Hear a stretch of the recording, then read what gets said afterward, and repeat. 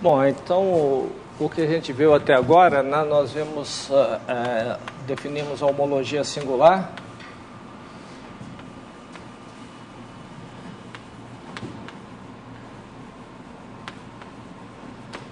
E a partir da homologia singular, né, que envolve a cadeia singular com as cadeias singulares, né, que é um espaço de dimensão muito grande, a gente construiu uma outra teoria de homologia muito mais simples para espaços CW complexos, né? A homologia singular é muito mais geral, ela é definida para qualquer espaço topológico, né? Mas a homologia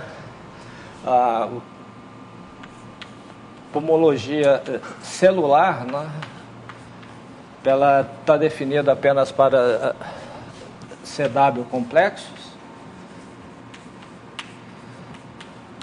mas o que a gente viu é que nessa categoria essas teorias de homologia são isomorfas.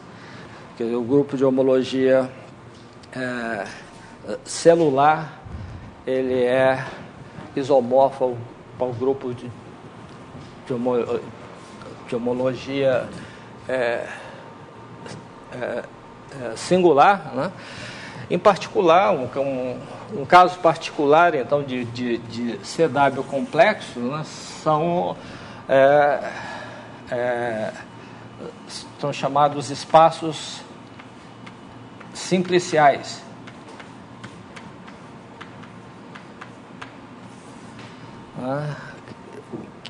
Que nós definimos também em aulas anteriores, né, é um espaço onde a gente tem uma triangulação, né? Quer dizer, um espaço onde você tem uma família, né, de aplicações, de homeomorfismos, né, dos simplexos em X, né, com a família, como é que a gente denota isso aqui?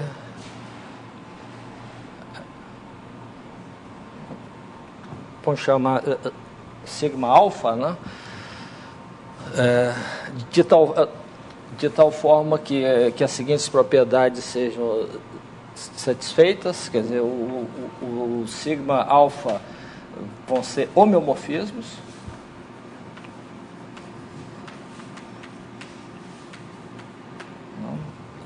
do simplexo em X. O X vai ser a união das imagens desses caras.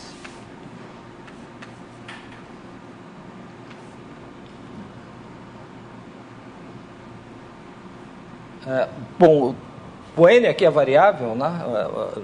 Não é um único simplexo. Vou chamar de N alfa aqui. O X é a união e P2 desses caras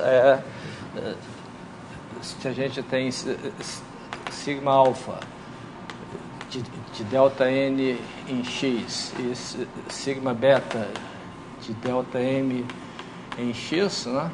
Então, se eles se intersectam,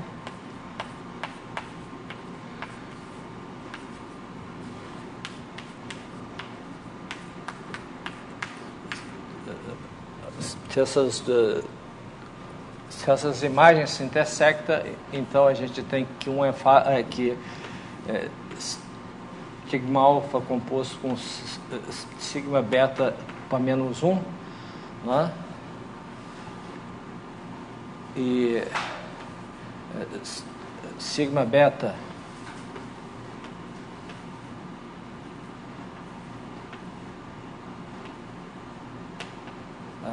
então eu quero o contrário, né? Sigma beta, sigma alfa menos 1, sigma beta menos 1, sigma alfa, né? Isso são faces, né? Quer dizer, essas aplicações são afins, né? E levam a face de ΔN numa face de ΔM é um homeomorfismo afim, né? Então, isso é uma triangulação. Se a gente tem espaços que tem uma triangulação como essa, a gente tem, em particular, uma estrutura, né, de CW complexo, onde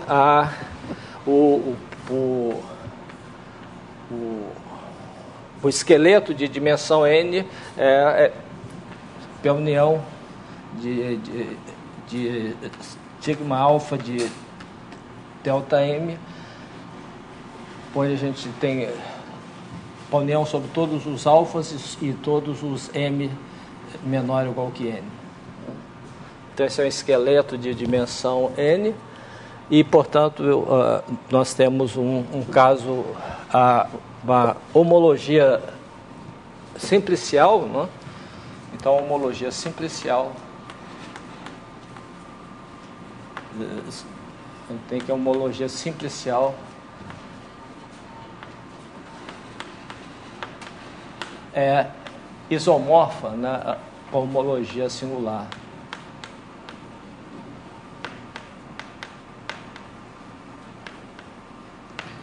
Em todos os espaços simpliciais, né?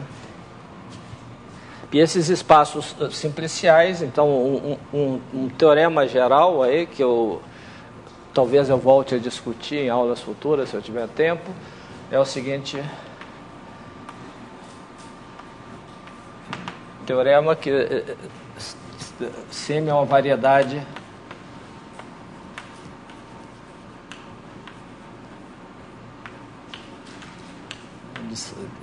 CR com R maior ou igual que 1, então M é triangulável. Quer dizer, toda variedade de classe C1, ela é um espaço simplicial, quer dizer, ela tem uma triangulação da variedade. Isso vale sempre que R é maior ou igual que 1. Bom, isso é falso em geral C0.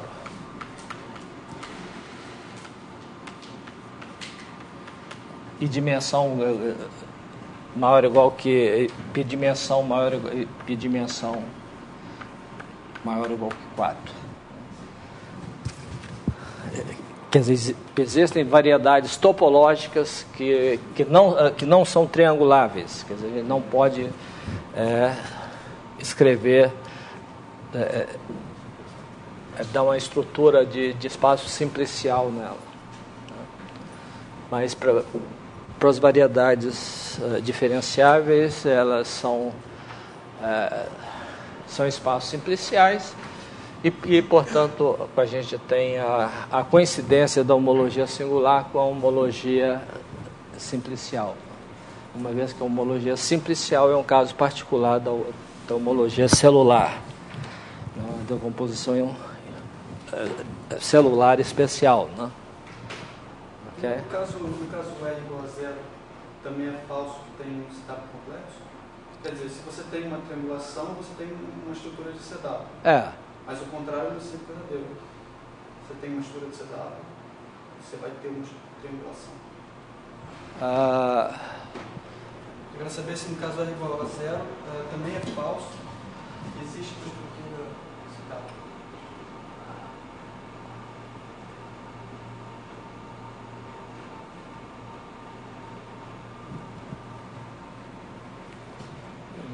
Da topologia, eu não me lembro aqui agora.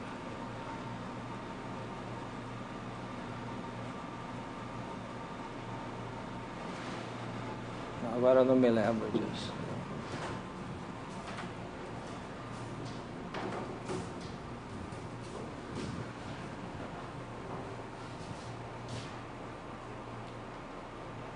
Não sei. Ok. Bom, então, se a gente olhar a prova que a gente deu para a equivalência da homologia celular com a homologia singular, a gente vai ver que o que nós usamos não foi nenhuma estrutura muito particular da homologia, mas apenas propriedades que nós deduzimos que ambas as homologias tinham, e essas propriedades foram suficientes para mostrar a equivalência dessas duas teorias de homologia, né? Bom, isso nos anos 50, isso motivou o Weilenberg e Pistino para formalizar, axiomatizar a teoria de homologia. Quer dizer, escrever uns postulados, né, uns poucos postulados, onde toda teoria que satisfizesse aquele postulado, no CW complexo, elas seriam isomorfas, né? Então, isso é que eu vou mencionar aqui, são os axiomas da homologia. Então, axiomas da homologia.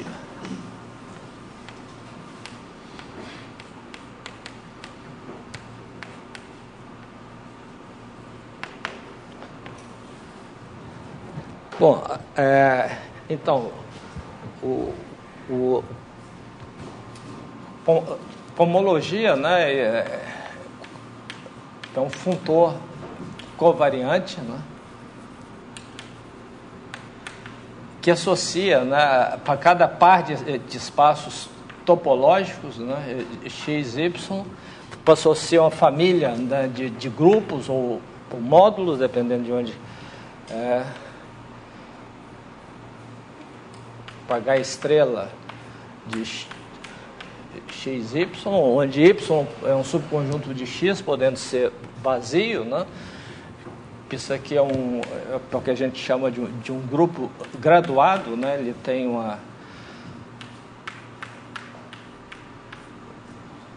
onde o K é um inteiro maior ou igual que zero, né?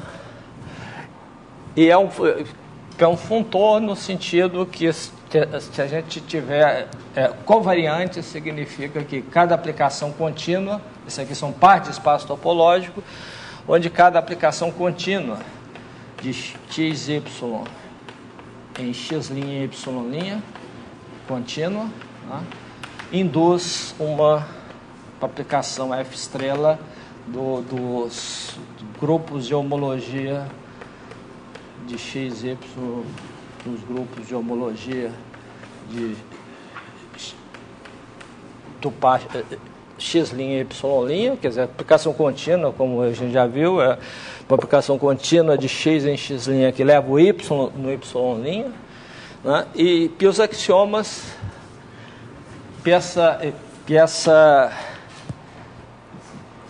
essas aplicações induzidas aqui, né, satisfazem a propriedade que é composta, a composta das aplicações induzidas por cada uma delas, né? Daí a palavra covariante, né? E essas coisas satisfazem alguns axiomas, né? Que está isso aqui?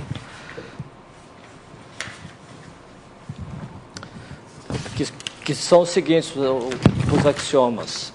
Primeiro, o primeiro axioma é a invariância por homotopia.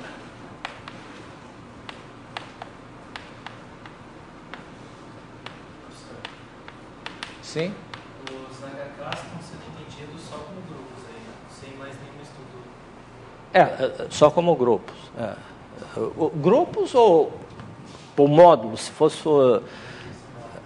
podia ser módulo também. Quer dizer, esses aqui são homomorfismos, né?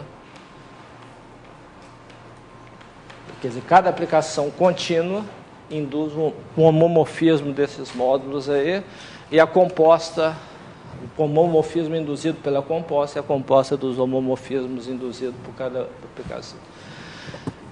Então, o primeiro axioma tem invariância por homotopia, né? Quer dizer, se a gente pega duas aplicações de XY em X', Y', que são homotópicas, né? No sentido que existe uma família, né, de aplicações de X, Y, de par, né? X', Y' contínua e contínua em T também, né? Tal que f de 0 é igual a Pf e Pf de 1 é igual a G, e P aplicação Tx, Pf de Tx, né? Pf índice T de x é contínua nas duas variáveis, né? Quer dizer, a homotopia tem que preservar os pares também, né? Então, isso implica que a aplicação induzida em cada grupo de homologia por F e por G são iguais. Então, esse é o primeiro axioma da homologia que nós provamos, né? É um teorema no caso da homologia singular. Quer dizer, então, a homologia singular satisfaz esse primeiro axioma. O segundo axioma é a sequência exata, né?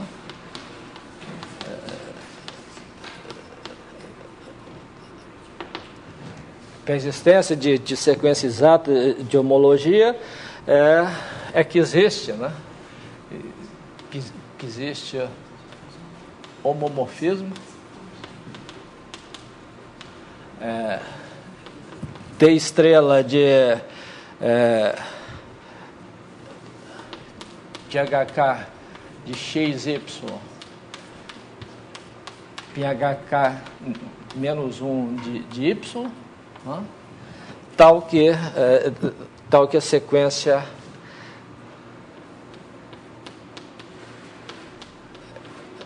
se a gente tem um homomorfismo induzido pela inclusão de Y em X, né? De Y em X,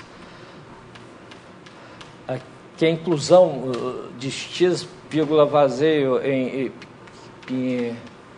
XY, aqui o D estrela em HK menos 1 de Y, etc., que essa sequência é exata. Okay? E além disso, né, isso é parte do axioma, esse operador aqui é natural, no sentido que se a gente tiver uma aplicação contínua, né, se a gente tiver uma aplicação contínua f de XY em X', Y' contínua, né, então a gente tem aqui homomorfismos induzidos por F, né? Pf estrela, o HK de X', Y'. Aqui a gente tem o operador bordo que vai no HK menos 1 de Y, né? Aqui a gente tem o operador induzido por F, também do HK menos 1 de Y. E aqui a gente tem o operador, colocar a linha aqui, o operador de bordo. Bom, aqui não precisa do linha. Desse grupo no outro, no Y', a gente quer que esse diagrama comuta. Quer dizer, então, para cada par, a gente tem um homeomorfismo que tem essa propriedade aqui, né, que comuta com as aplicações induzidas, no caso de uma aplicação contínua do par, e é tal que essa sequência aqui é exata, onde esse homomorfismo aqui são os homomorfismos induzidos pela inclusão de Y em X e do par X, vazio no par XY. Bom, então, o segundo axioma é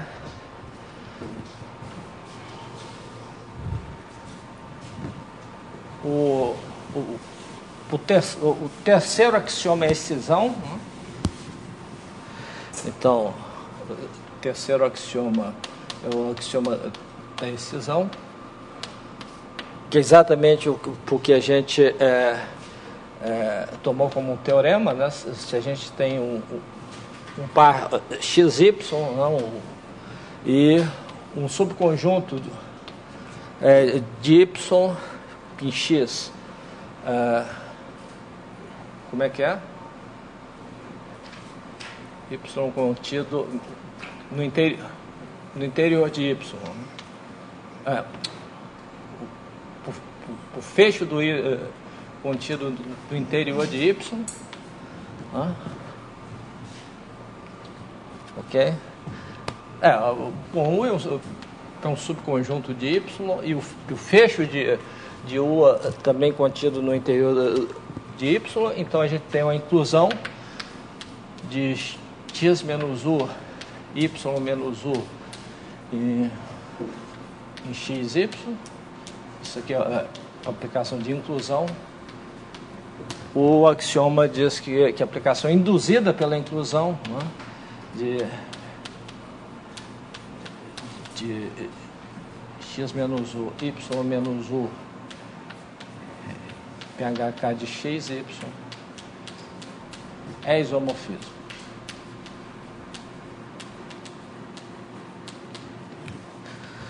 Ok? O quarto axioma é chamado axioma da dimensão. Por normalização, né, diz que quando o espaço X se reduz a um ponto só, então o HK de X é igual a zero se K maior ou igual que 1. Todos os grupos de homologia de dimensão maior ou igual que 1 é zero. E finalmente o último axioma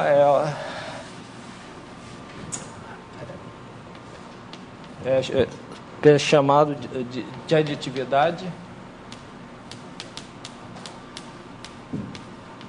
E ele diz o seguinte: se a gente pega um espaço que é a união disjunta de espaços x-alfa, e se a gente considera a inclusão, né, de x-alfa em x, a inclusão, então a soma conexa, né, a soma dos alfa estrela da soma conexa, soma direta, né? Soma direta dos HK de x alfa em x, isso aqui é um isomorfismo.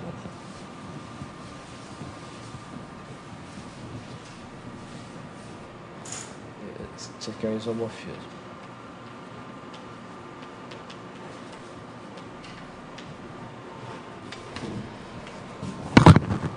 Bom, os teoremas que nós provamos, né, é que, de fato, a homologia singular, ela satisfaz todos esses axiomas, né? A homologia celular também, e se a gente olhar bem a prova que foi dada em aula, aí nós vamos ver que o que a gente usou foi apenas os axiomas, né? Principalmente a precisão aí, que foi fundamental, e a homotopia também, né? A invariância por homotopia foi usada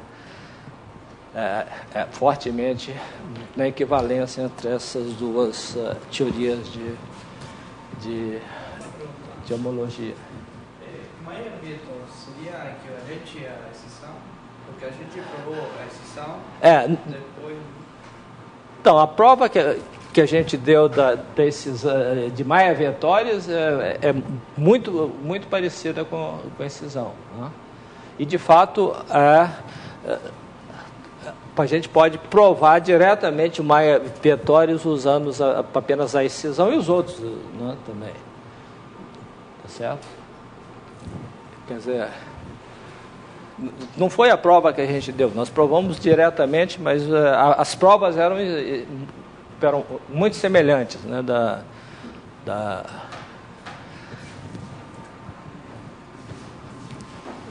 mas usando apenas esses axiomas, quer dizer, toda teoria de homologia que satisfaz esses axiomas, elas satisfaz Maia Vetores. Isso pode ser visto de maneira abstrata, né, sem... Bom, então os mesmos, então axiomas semelhantes a esses podem ser estabelecidos também para cohomologia. Então isso é que eu vou mencionar aqui, e aí nós vamos construir algumas teorias de cohomologia enfatizando os axiomas. Então, eu vou mencionar agora os axiomas da cohomologia.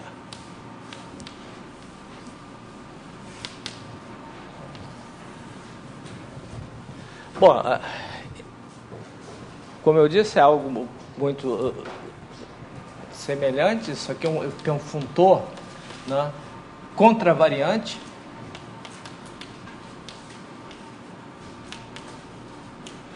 Que a cada par de espaços topológicos, né, x, y, associa agora um grupo graduado, né, o módulo graduado, que é uma família de módulos indexados por inteiros, k maior ou igual que zero, né? Tal que para cada aplicação contínua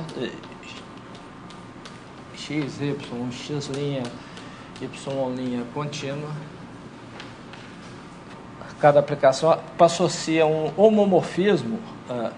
Bom, agora nós vamos colocar a estrela em cima, né, porque ele é contravariante, ele agora vai na direção contrária, do HK de x', y' em HK de xy.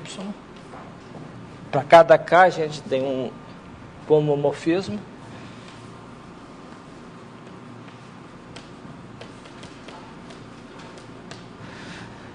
Tais que quando a gente tem a composta, o homomorfismo induzido pela composta de duas aplicações e a composta dos homomorfismos vai no sentido contrário.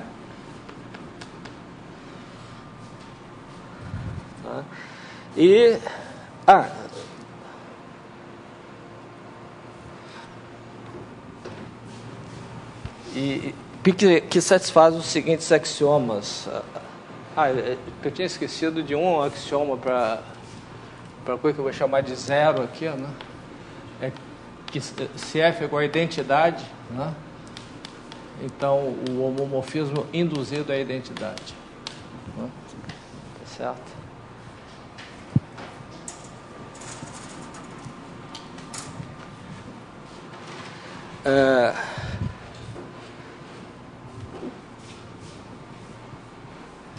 Bom, isso estava implícito aqui, né? Bom, eu vou deixar isso aqui. F igual a identidade implica F estrela igual a identidade, né? E os axiomas são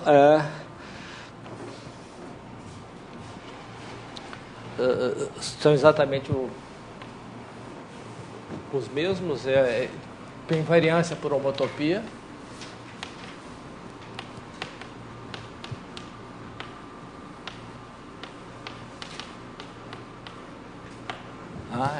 Quer dizer, F PG de x, y e x', y' homotópicas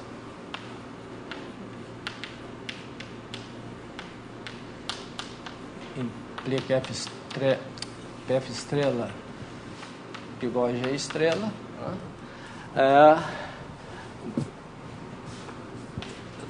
Sequência exata, a mesma coisa. Quer dizer, existe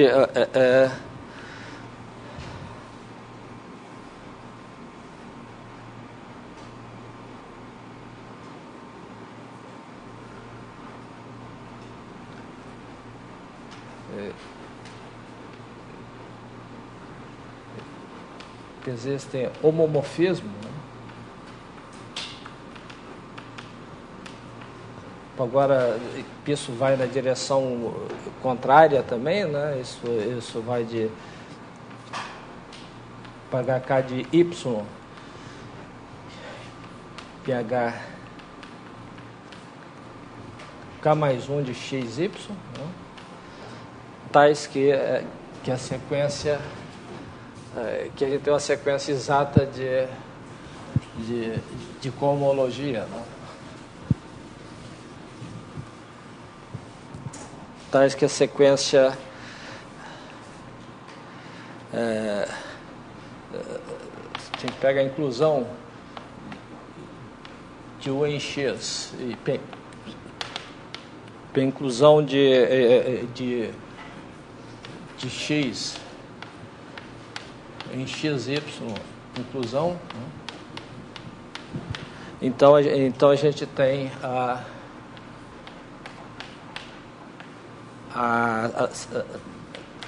sequência exata, né?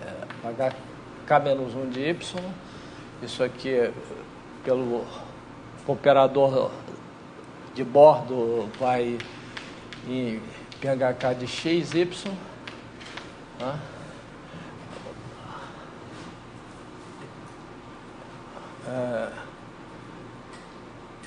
O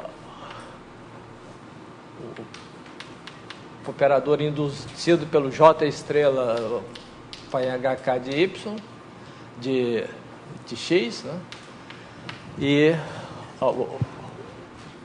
o I estrela vai no HK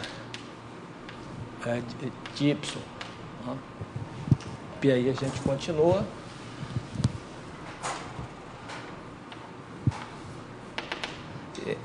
Então, isso aí é uma sequência exata.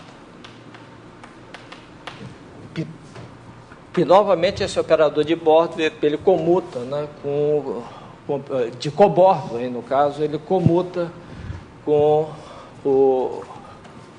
a aplicação induzida por uma aplicação contínua, quer dizer, uma aplicação natural. Então, segundo o terceiro axioma é a excisão, né, que também é a mesma coisa, né? Se a gente tem um subconjunto por contido em Y, tal que o barra está contido no interior de Y, né? O Y contido em X, o barra no interior de Y, então a gente tem novamente a inclusão.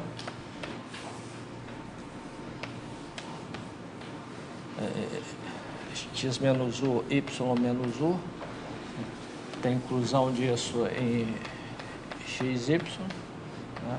Inclusão. Então, a aplicação induzida em cohomologia pela inclusão é o isomorfismo. HK de XY, HK de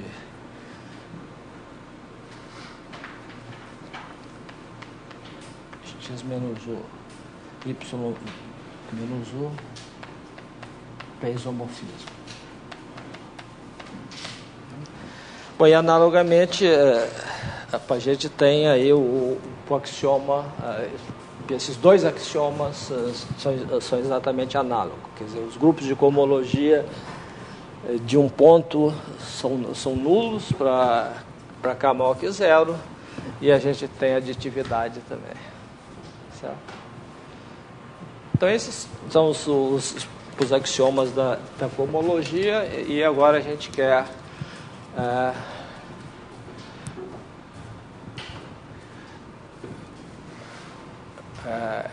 então agora nós vamos construir uma teoria de cohomologia que satisfaz esses axiomas, que é a cohomologia singular.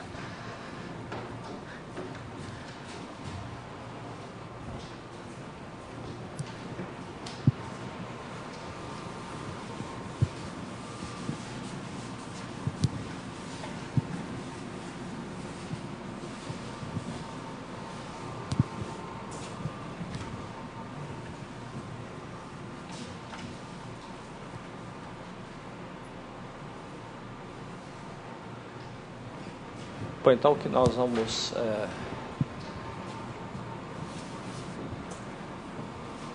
construir agora vai ser cohomologia singular.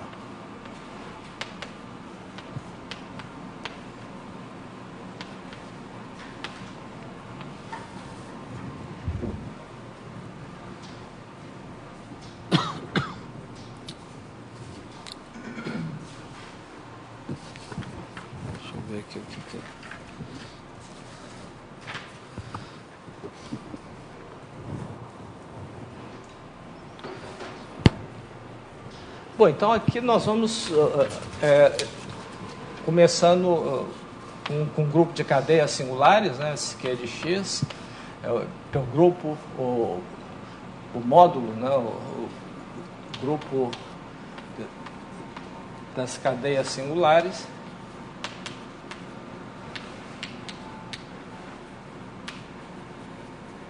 E aí nós definimos, a partir desse grupo, desse módulo, né, um outro módulo que é simplesmente o conjunto dos homomorfismos de SQ de X, né, desse módulo no anel A. Né? Quer dizer, esse é o grupo, o módulo sobre o anel A, né? Do anel A.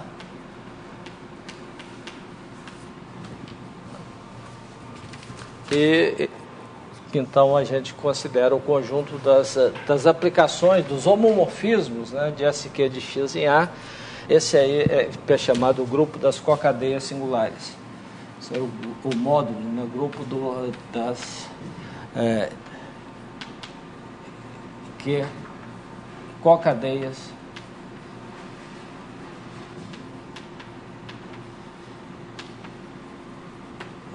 singulares. Quer dizer, uma cocadeia é simplesmente uma aplicação do grupo de cadeias em A que é linear, né?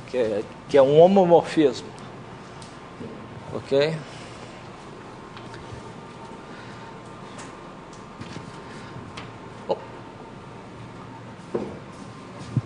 Agora, como a gente já tinha visto, né, o grupo das cadeias, ele é um grupo livre, né? Quer dizer, o SQ de X, né? Se a gente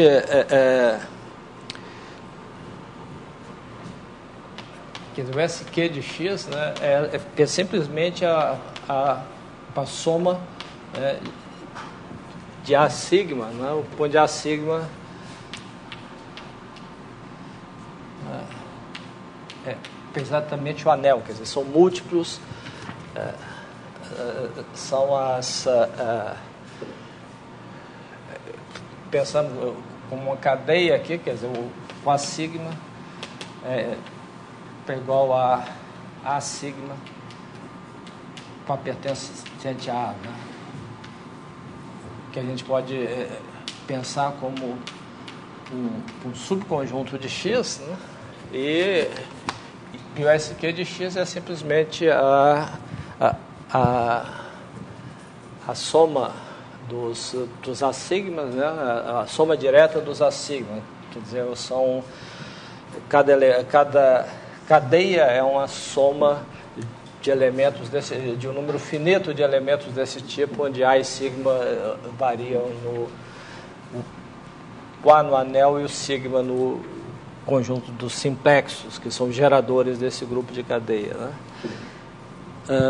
E, portanto, o grupo de cocadeias, né, o SQ de X, então, isso aqui é uma soma direta, então o SQ de X, né, é isomorfo ao produto, né, alfa dos A sigma. Okay? Porque o homomorfismo ele fica completamente definido, né, quando a gente associa quando a gente dá a imagem de cada simplexo, né? Por ser um homomorfismo, ele então, cada elemento aqui é de fato um elemento daqui, quer dizer, é um elemento do anel para cada simplexo. Isso imediatamente define o homomorfismo e vice-versa, né? Tá certo? Quer dizer, duas cocadeias, elas são iguais somente se a imagem de cada simplexo elas são iguais. Okay? E a imagem de cada simplexo pode ser qualquer elemento do anel A. Então é o produto. Né? Enquanto aqui é uma soma direta, no caso do dual, né, do espaço de homomorfismo, é o produto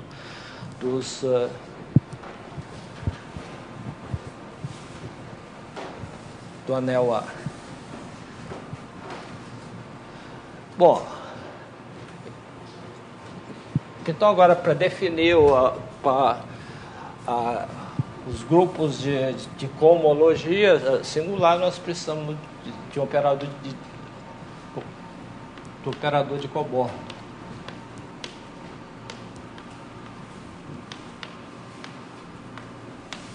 Esse é o operador que leva SQ de X em PSQ mais 1 de X,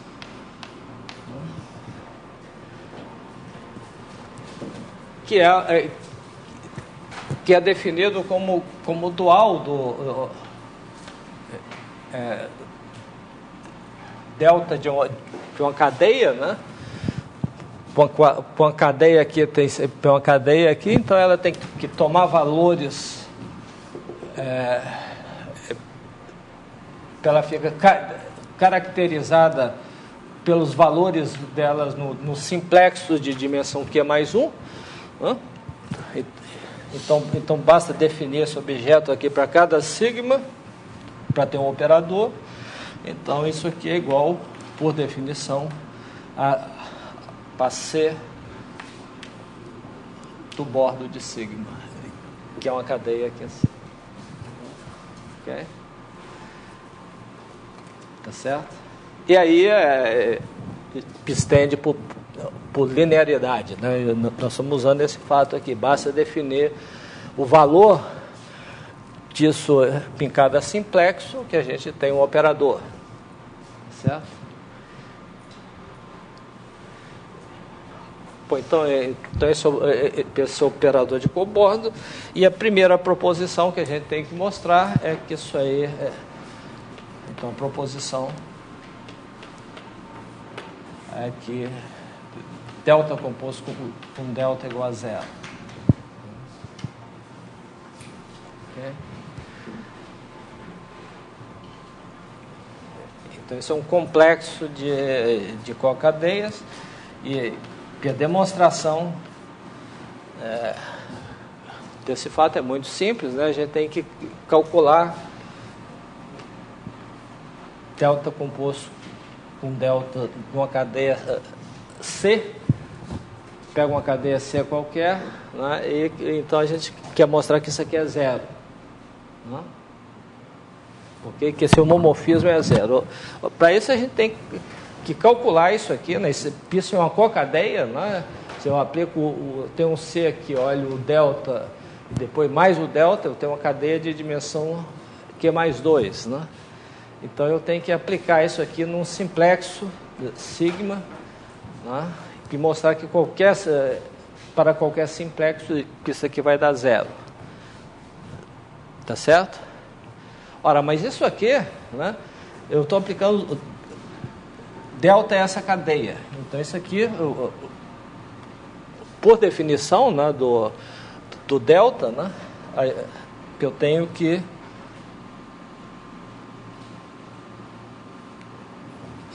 por definição do delta, eu tenho que isso aqui P delta de C, né, aplicado ao bordo de sigma.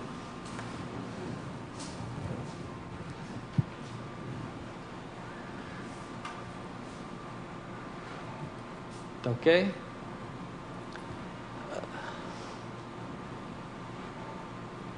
Ora, mas isso aqui talvez eu tenha que voltar um pouquinho mais atrás, quer dizer, eu tenho essa definição aqui, que eu aplico a cada simplexo, né? Como o delta é linear, né? O delta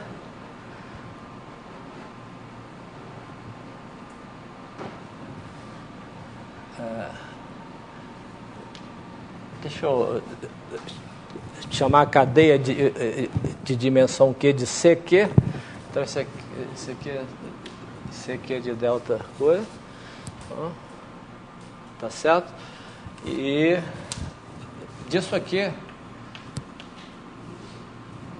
eu tenho que delta de CQ, né?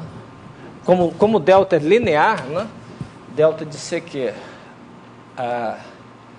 Isso aqui aplicado a uma cadeia de dimensão Q mais 1, se isso vale para cada simplexo, né, e ele é linear, isso aqui é igual a CQ, do bordo de CQ mais 1. Bom, isso aqui é uma cadeia, isso aqui é uma cocadeia, né, uma cocadeia de dimensão Q, aplicada a uma cadeia de dimensão Q mais 1, né, ela é igual a isso aqui, simplesmente por ser linear e o operador de bordo é um homomorfismo. Né? Quer dizer, se eu substituo o sigma por uma cadeia, né, CQ mais 1, que é uma soma, né, de simplexos, como isso aqui vale para cada simplexo e o operador de bordo também é linear, eu tenho imediatamente essa equação para cadeias. Né? Okay? Então, isso aqui é uma cadeia, né? Então eu quero calcular ΔC dessa cadeia. Então, por essa observação aqui, isso aqui é igual, né? Igual para a cocadeia C, vou chamar de CQ aqui, né? C de delta C, tá? delta sigma, isso aqui é igual a zero. Então essa cocadeia aqui aplicado para qualquer simplexo, ela se anula, porque ela é igual a essa composta e, portanto, eu tenho que ela é identicamente nula. Ok?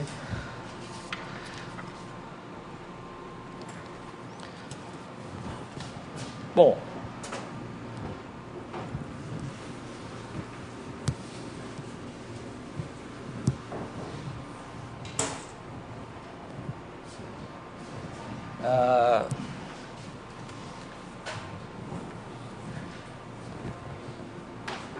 então a gente pode definir, né, o grupo de cohomologia, né, aqui de X,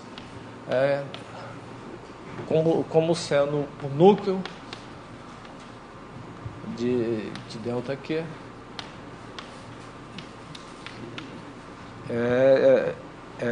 pela imagem de delta Q menos 1. Esse aqui é o grupo de cohomologia.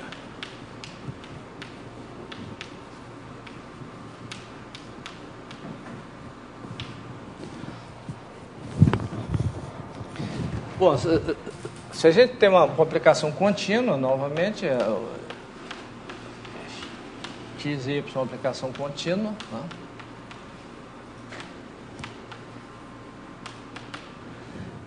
Bom, então ela induz, como a gente viu, uma aplicação, um homomorfismo nos grupos de cadeia, né? PSQ de X, PSQ de Y, o homomorfismo induzido.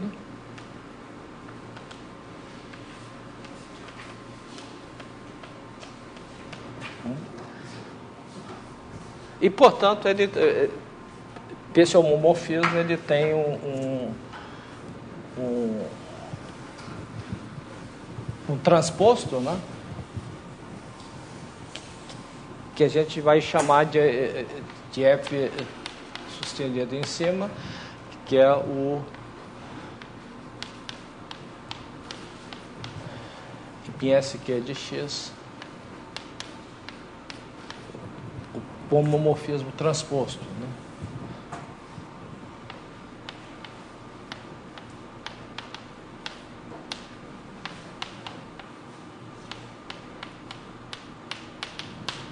Isto quer dizer, se a gente pega o F estrela de uma cocadeia Q, né? Isso em Y, isso vai dar uma cocadeia aqui, né? Então eu tenho que aplicar isso numa cadeia ou num simplexo, né? Cadeia de dimensão Q, né? Isso aí é igual, por definição, né,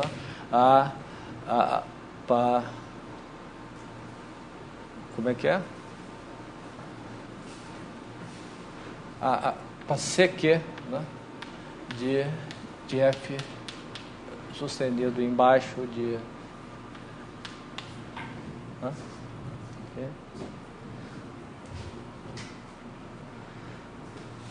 Que é exatamente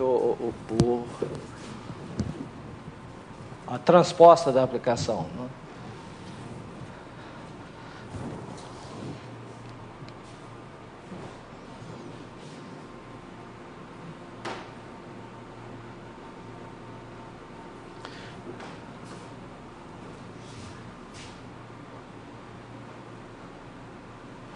Ok? Bom, a observação que a gente tem aqui é que essa aplicação, então proposição, né? Proposição é que a aplicação induzida ela comuta com o operador de bordo, de cobordo.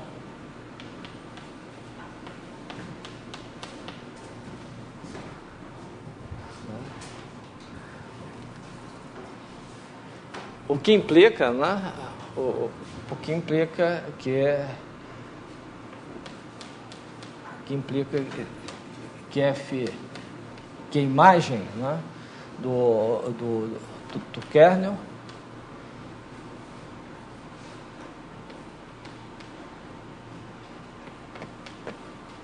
o kernel está contido no kernel de delta e F estrela da imagem de delta está contido da imagem de delta e, portanto, induz uma aplicação em cohomologia.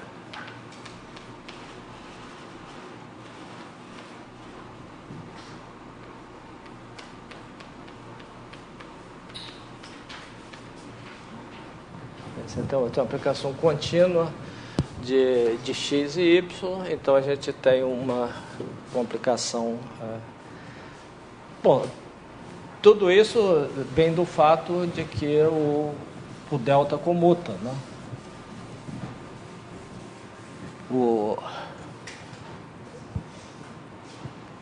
Quer dizer, isso aí vem do fato que F estrela delta é igual a delta...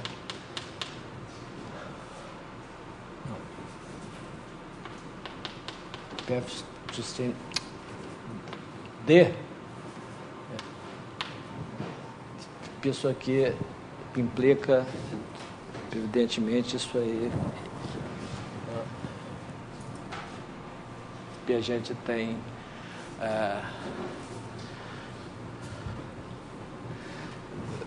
tem uma aplicação induzida em cohomologia, né?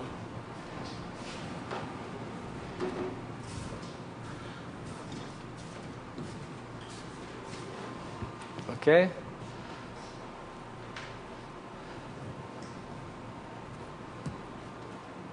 Bom, então a gente tem uma aplicação induzida em cohomologia e também a gente tem, como antes, que se F é igual a identidade, né, isso implica que F estrela é igual a identidade e F composto com G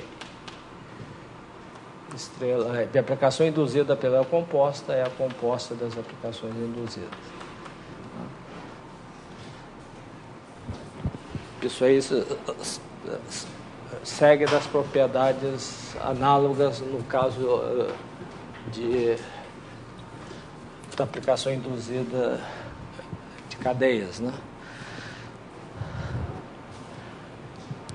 Bom, em seguida a gente tem os grupos de invariância por homotopia, né, que a gente tem que mostrar.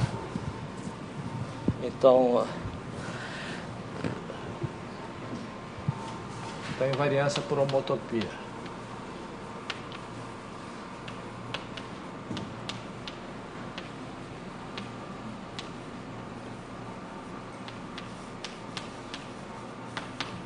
Bom, aqui é inteiramente análogo, né, porque a gente já viu, né, que se a gente tem duas aplicações de x e y homotópicas, né,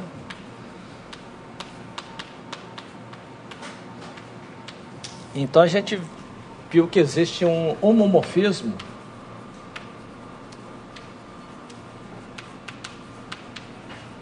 que a gente chamou de D, né, do grupo de cadeias de dimensão n de x no grupo de cadeias de dimensão n mais 1 de y, né, usando o operador prisma, né, de tal forma que essa equação aqui seja igual a PF estrela menos G. Então, a construção desse operador foi usando aquele operador prisma e que nós usamos para mostrar a invariância da homotopia, por homotopia da homologia. Bom, então a gente vai usar na cohomologia exatamente o dual desse operador, a transposta desse operador. Então se a gente tem esse operador, né, que está satisfazendo essa coisa, a gente pode olhar para a transposta dele.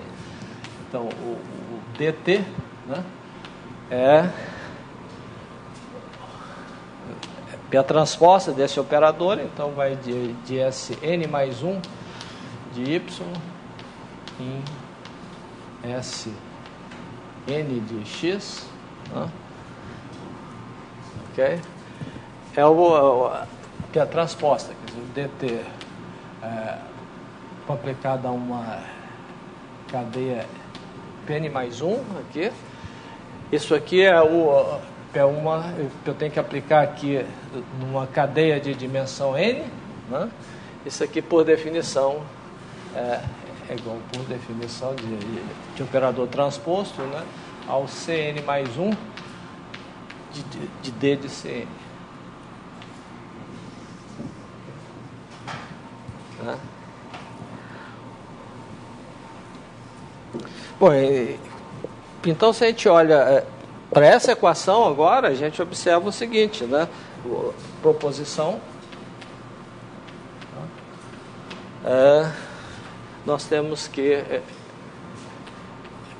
a gente tem uma equação correspondente ao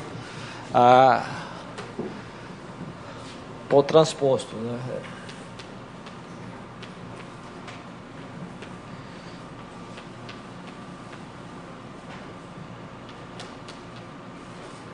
Pensa o transposto de F menos o transposto de G.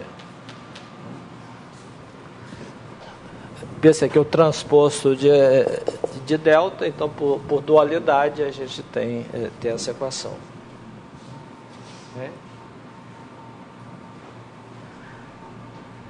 Então a gente tem essa equação, então novamente, se a gente tem se a aplicação é um cociclo, se a cadeia é um cociclo, quer dizer, o delta dela se anula, então se CQ é um cociclo, isto é, isso é equivalente a dizer que delta de CQ pegou a zero, né?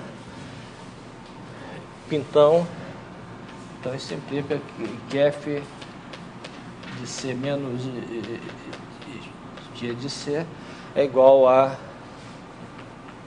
um cobordo.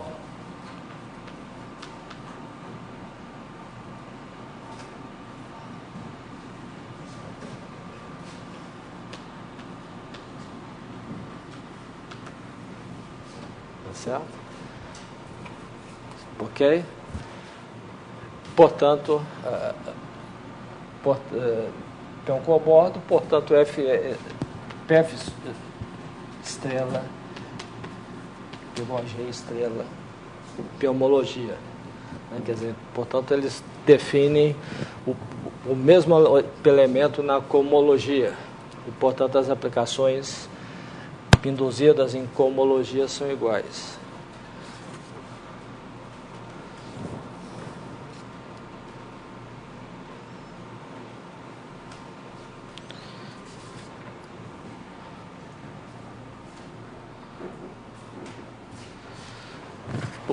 Bom,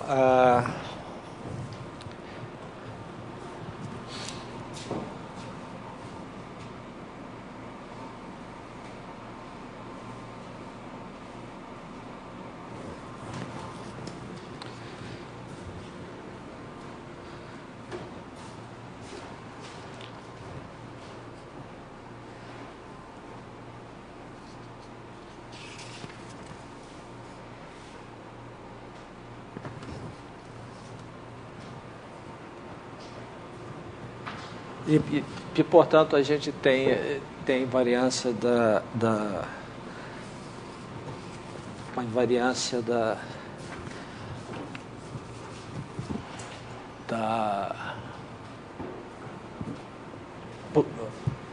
o axioma da invariância por homotopia é válido para a cohomologia singular.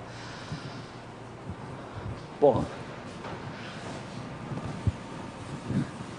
então agora a gente quer demonstrar a sequência de Mayer-Vietoris, que a sequência de Mayer-Vietoris é P exata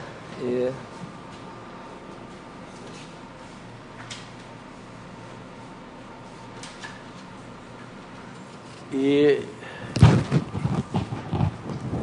P excisão também. Bom, então, novamente, a gente considera uma família, né, digamos, de dois abertos. O IV X igual a U união V.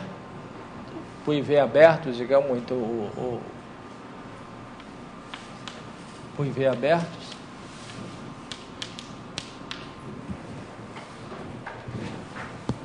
Bom, então o IV qualquer com os interiores de o IV cobrindo X, né?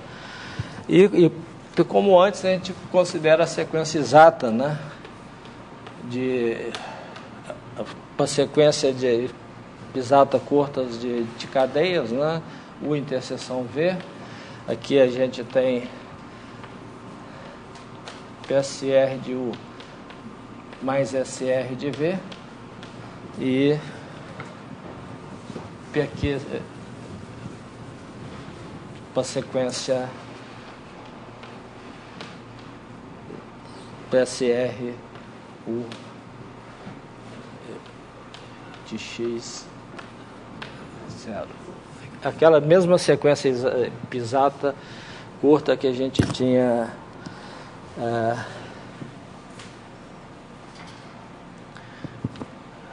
tinha considerado antes, né? Então essa sequência exata curta, se a gente olha os correspondentes, as correspondentes aplicações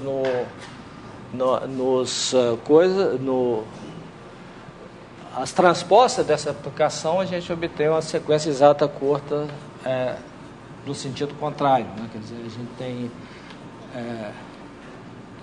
PSRU de X, que é os homomorfismos nesse grupo de cadeia, que é PSR de U mais SR de V, né? PSR de U interseção V, zero. Bom, e aí a gente tem um resultado algébrico, né, inteiramente análogo àquele que a gente tinha em nível de cohomologia, e a prova é exatamente a mesma, né, que uma sequência exata, curta como essa, que induz uma sequência exata longa em cohomologia, né? Quer dizer, então existe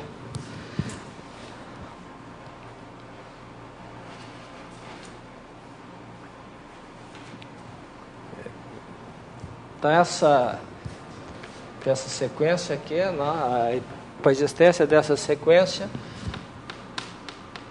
implica que existe um homomorfismo, né?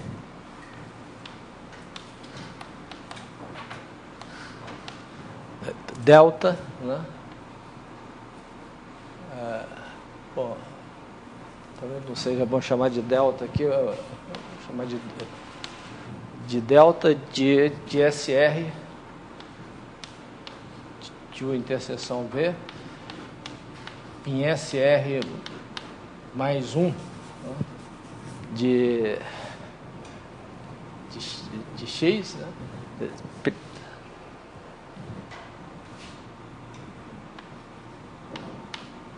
De X, né? tal que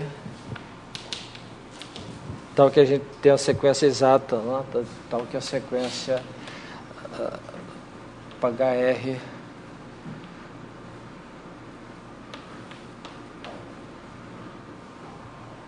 por de X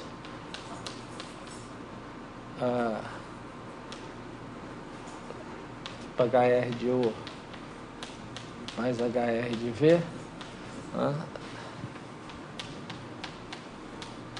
de U interseção V, HR mais 1 de X, etc. Exata, né? Ok? E a gente tem também que HR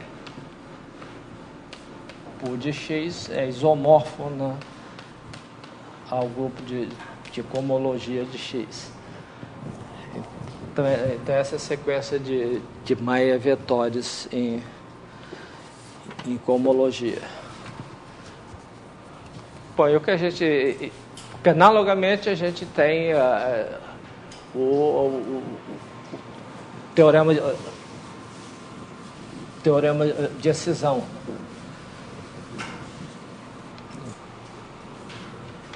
Então, finalmente, o teorema de excisão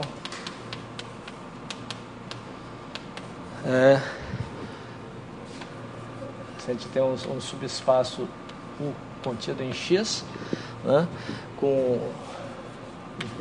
fecho de Z contido no interior de Y, e então a gente tem que X menos Z, Y menos Z, a inclusão disso em XY, né, induz isomorfismo.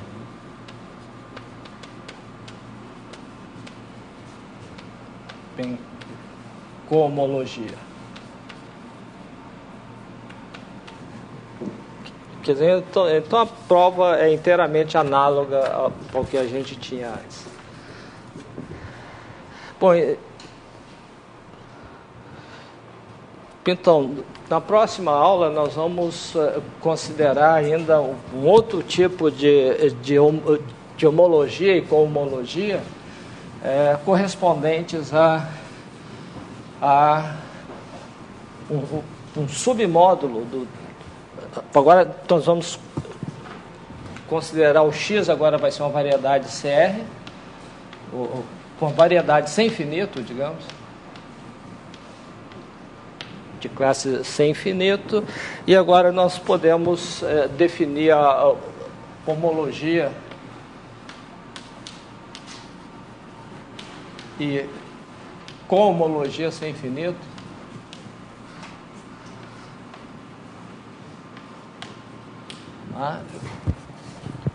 Considerando os seguintes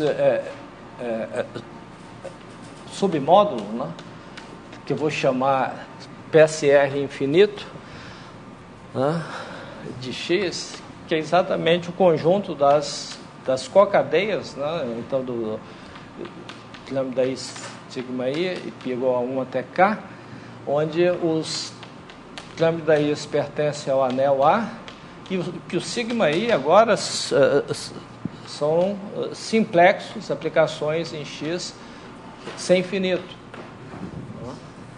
Ok? Tá certo? Então observem aí, né, que se a gente toma o bordo, né, o operador de bordo, ele leva o CR infinito de X, né, em que? Isso aqui está contido em CR, CR menos 1 infinito de X, né? Tá certo? Porque quando a gente toma o bordo, o operador de bordo o operador de bordo de cada simplexo aqui, né? Em cada simplexo cada um dos simplexos correspondente à restrição de uma função sem infinito a uma face do simplexo, portanto é sem infinito. Tá certo? Então, porque quando eu digo que isso aqui é sem infinito, significa o quê? Esse simplexo é um subconjunto, né, de um espaço afim, um subconjunto fechado. Sem infinito significa que ele se estende para a vizinhança. Quer dizer, a observação aqui é que sigma de ΔR em X é sem infinito, né? De sigma per restrição, né, são de uma aplicação sem infinito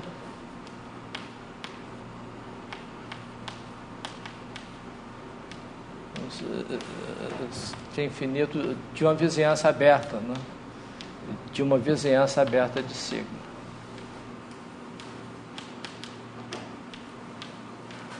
De ΔR. Tá certo? Esse ΔR é um subconjunto do espaço afim. Eu digo que a aplicação em ΔR é sem infinito, ela é a restrição de uma aplicação sem infinito.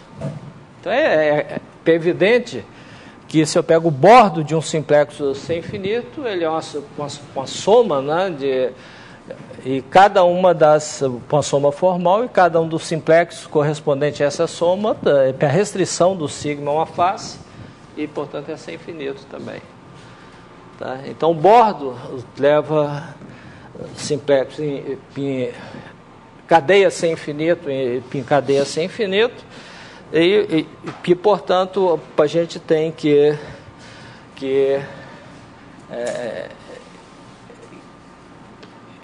esse R infinito, né, é subcomplexo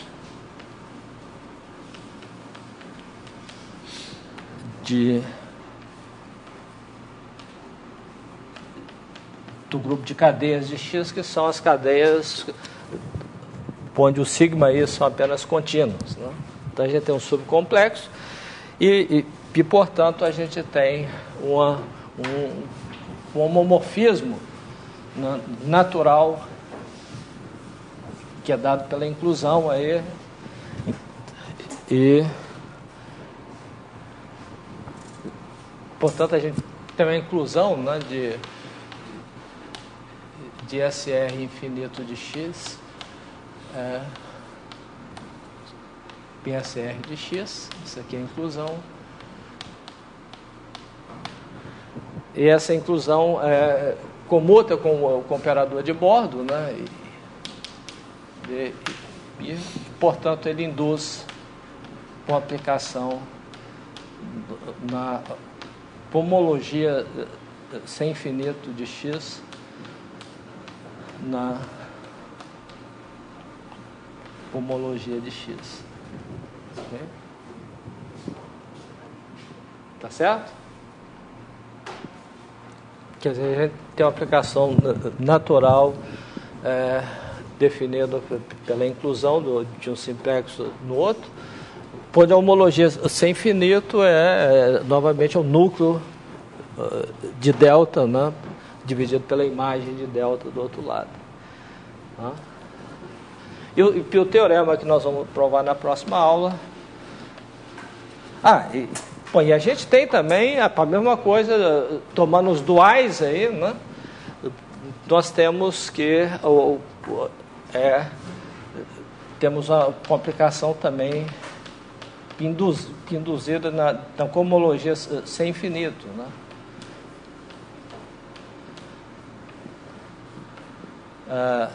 Então aqui é o contrário, né? De x e da cohomologia sem infinito de x. E o teorema que nós vamos provar na próxima aula é que isso aí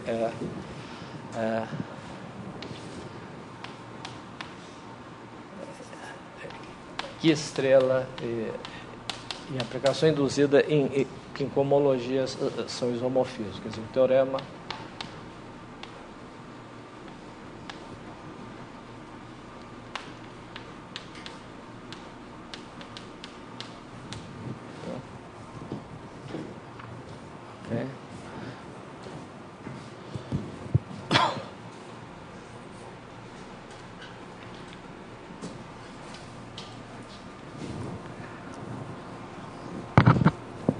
Bom, então isso aí nós vamos provar na próxima aula. Eu vou parar por aqui hoje.